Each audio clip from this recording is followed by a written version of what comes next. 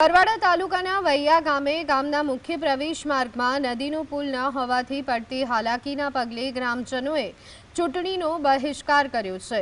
પુલ નહીં તો મતદાન નહીંના સૂત્રો સાથે કોઈ પણ રાજકીય વ્યક્તિઓનો પ્રચાર પ્રવેશ બંધ હોવાના પોસ્ટર બેનર લગાવી વિરોધ પ્રદર્શન કર્યું।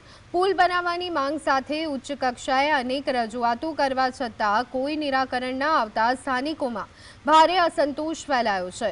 લોકોની વસ્તી છે તેમજ ગામમાં 2 બૂથમાં કુલ 1400 જેટલા મતદારો પણ છે।